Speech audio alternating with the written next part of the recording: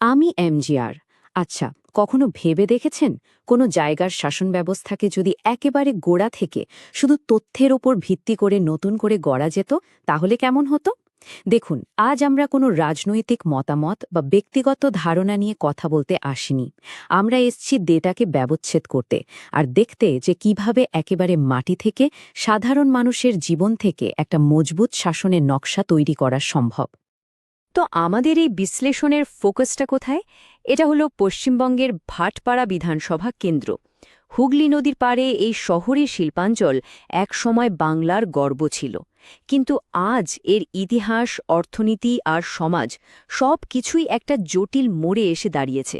এখানকার মানুষের দৈনন্দিন জীবন, তাদের জীবিকার ভবিষ্যৎ, এ সব কিছুই আমাদের আজকের আলোচনার মূল ভিত্তি। চলুন দেখে নিই আমাদের আজকের আলোচনার পথটা কেমন হবে। আমরা মোট 5টা ধাপে এগোব। প্রথমে আমরা ভাটপাড়ার মাটির কথা শুনব, মানে এখানকার আসল পরিস্থিতিটা বুঝব। তারপর দেখব রাজনীতির হাওয়া কোন দিকে বইছে, মানে ভোটের সংখ্যাগুলো আমাদের কি বলছে। এরপর আমরা মানুষের মূল অভিযোগ আর তার পেছনের গভীর কারণগুলো খোঁজার চেষ্টা করব। চতুর্থ ধাপে আমরা ক্ষমতার কৌশলগত দিকগুলো বিশ্লেষণ করব। আর সবশেষে এই সব তথ্যের উপর দাঁড়িয়ে শাসনের জন্য একটা পরিষ্কার রূপরেখা বা ব্লুপ্রিন্ট তৈরি করব। চলুন তাহলে শুরু করা যাক একেবারে মাঠের বাস্তবতা দিয়ে। দেখুন, যে কোনো জায়গার রাজনৈতিক সমীকরণ বুঝতে হলে সবার আগে সেখানকার মাটি, মানুষ আর তাদের রোজকার জীবনের গল্পটা বোঝা ভীষণ জরুরি। কারণ যত বড় বড় ডেটা বা সংখ্যাই হোক না কেন, তার উৎস তো এখানেই। ভাটপাড়া নামটা শুনলেই একসময় চটকলের কথা মনে আসত। এখানকার চিমনিগুলোর ধোঁয়া ছিল এই অঞ্চলের সমৃদ্ধির চিহ্ন। কিন্তু সময় বদলেছে। সেই শিল্পে এখন ভাটার টান। একের পর এক চটকল বন্ধ হয়ে যাওয়ায় এখানকার অর্থনীতিতে একটা গভীর ক্ষত তৈরি হয়েছে। ভাবুন তো, হাজার হাজার শ্রমিক কাজ হারিয়েছেন, আর তাদের ছেলেমেয়েদের সামনে জীবিকা নিয়ে একটা বিরাট প্রশ্নচিহ্ন। এই অর্থনৈতিক দুশ্চিন্তা এখানকার সমাজকে দিন দিন আরও জটিল করে তুলছে, আর রাজনীতির ময়দানকেও প্রভাবিত করছে। এখন এই সংখ্যাগুলোর দিকে একবার তাকান। ভাটপাড়ার জনসংখ্যার প্রায় ৮৫.৫% হিন্দু আর ১৩.৪% মুসলিম। কিন্তু আসল গল্পটা এই সাধারণ বিভাজনের চেয়েও অনেক গভীরে। এখানকার মোট ভোটারের প্রায় ২৫ থেকে ৩০% হলেন নমশূদ্র বা মতুয়া সম্প্রদায়ের মানুষ। এই ধর্ম আর বর্ণের সমীকরণটা এখানকার রাজনীতি বোঝার জন্য খুবই গুরুত্বপূর্ণ, কারণ এই ভোট ব্যাংকটাই কিন্তু নির্বাচনের ফল নির্ধারণে একটা বিরাট ভূমিকা রাখে।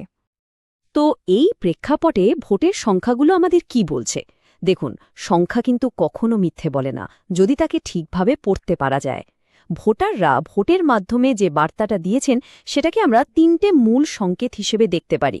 এই সংকেতগুলোই আমাদের ভাটপাড়ার রাজনৈতিক মন বুঝতে সাহায্য করবে। প্রথম সংকেতটা দেখুন, এটা একটা বিরাট ভোটের ওলটপালট বা ভোট সুইং। ২০১৬ থেকে ২০২১-এর মধ্যে বিজেপির ভোট শেয়ার বেড়েছে প্রায় ৪০.২% পয়েন্ট, আর তৃণমূল কংগ্রেসের ভোট শেয়ার কমেছে ১৪% পয়েন্ট। এটা কোনো সাধারণ পরিবর্তন নয়, এটাকে একটা রাজনৈতিক ভূমিকম্প বলা চলে, যা থেকে পরিষ্কার বোঝা যায় ভোটারদের পছন্দে একটা বিরাট আর খুব দ্রুত পরিবর্তন এসেছে। দ্বিতীয় সংকেতটা হল এই সংখ্যাটা, -5.4%। এটা কি? এটা হলো ভোটার টার্নআউটের হার কমে যাওয়া, মানে আগের ভোটে থেকে কম মানুষ ভোট দিতে এসেছেন।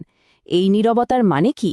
এটা কি শুধু উদাসীনতা, নাকি ব্যবস্থার ওপর গভীর হতাশা থেকে একটা নীরব প্রতিবাদ? যখন মানুষ ভোট দেওয়া থেকে সরে আসেন, সেটাও কিন্তু গণতন্ত্রের জন্য একটা খুব বড় বার্তা।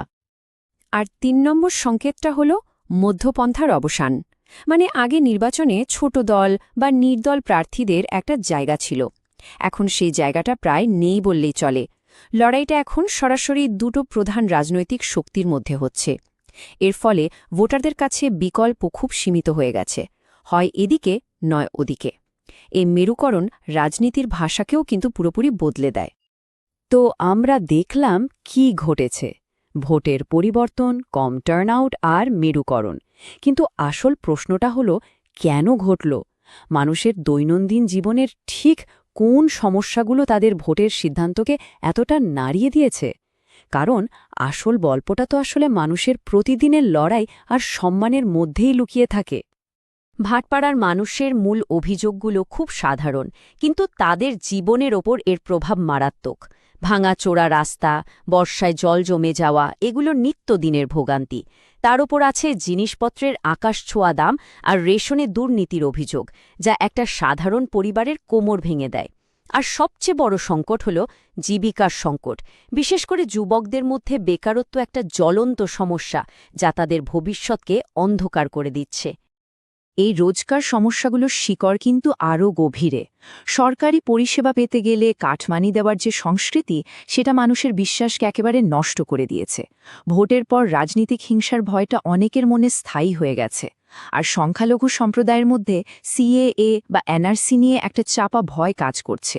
এ সব মিলিয়ে মানুষের মনে সিস্টেমের উপর একটা গভীর অবিশ্বাস তৈরি হয়েছে। আর এখানে আমাদের সংবিধানের একটা মূল কথা মনে রাখতে হবে: তথ্য দিয়ে কথা বলা, যা আমাদের গণতন্ত্রের ভিত্তি।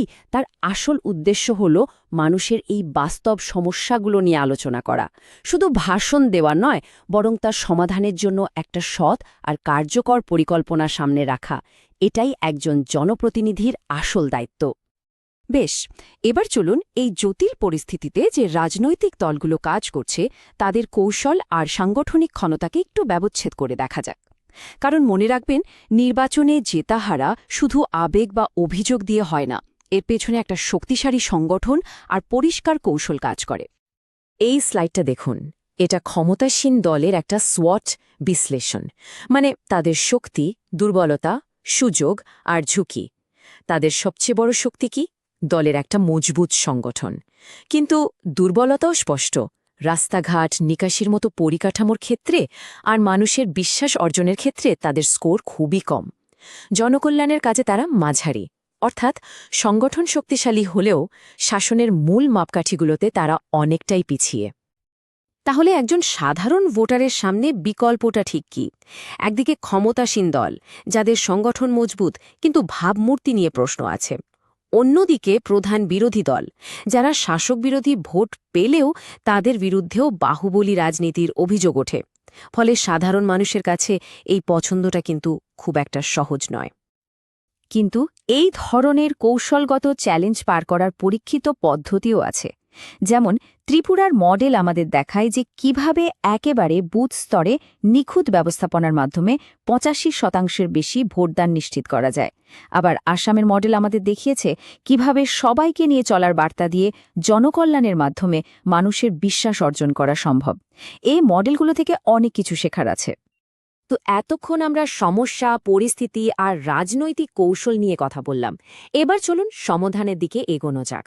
এই সব তথ্যের উপর ভিত্তি করে এমন একটা ৫ বছরের পরিকল্পনা বানানো সম্ভব, যা শুধু প্রতিশ্রুতি দেবে না, বরং মানুষের জীবনে বাস্তব আর পরিমাপযোগ্য পরিবর্তন আনবে। প্রথম আর সবচেয়ে গুরুত্বপূর্ণ প্রকল্পটা হল ২৫০ কোটি টাকার একটা রোড বাইপাস আর ফ্লাইওভার। এটা ভাটপাড়া যানজটে যে মারাত্মক সমস্যা, যা ভোটারদের একটা প্রধান অভিযোগ, তার একটা স্থায়ী সমাধান করতে পারে। আর শুধু যাতায়াত নয়, এই ধরনের বড় পরিকাঠামো একটা এলাকার অর্থনীতির চাকাও ঘুরিয়ে দেয়। আর এখানকার সবচেয়ে বড় যে ক্ষত, বেকারত্ব, তার জন্য কি করা যায়? একটা নতুন স্কিল ডেভেলপমেন্ট আর ইন্ডাস্ট্রিয়াল পার্ক। এর সরাসরি লক্ষ্য হল স্থানীয় ৫০০রও বেশি ছেলেমেয়ের জন্য নতুন আর স্থায়ী চাকরির সুযোগ তৈরি করা। শুধু চাকরি নয়, সঠিক ট্রেনিং দিয়ে তাদের ভবিষ্যতের জন্য তৈরি করাও এর একটা বড় উদ্দেশ্য। বড় প্রকল্পের পাশাপাশি কিছু জনকল্যাণমূলক প্রকল্পকে খুব দ্রুত এগিয়ে নিয়ে যেতে হবে। যেমন ধরুন ৫,০০০ নতুন পরিবারকে প্রধানমন্ত্রী আবাস যোজনায় পাকা বাড়ি দেওয়া, প্রত্যেক বাড়িতে পানীয় জলের সংযোগ পৌঁছে দেওয়া, আর প্রায় ৫০,০০০ মানুষকে আয়ুষ্মান ভারত স্বাস্থ্য বিমার আওতায় আনা।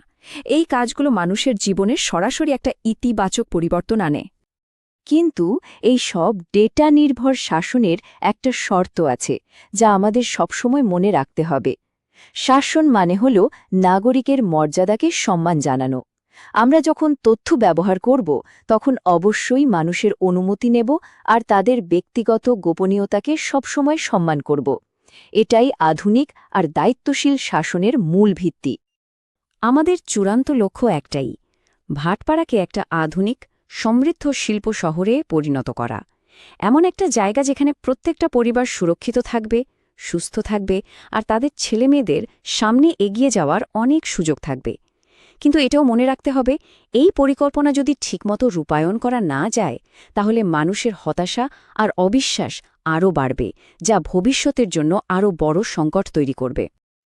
If you want to become a people-centric leader and uplift your constituency, get in touch with blueprintstrategies.ai at mgr@blueprintstrategies.ai or call 080-4204-1602.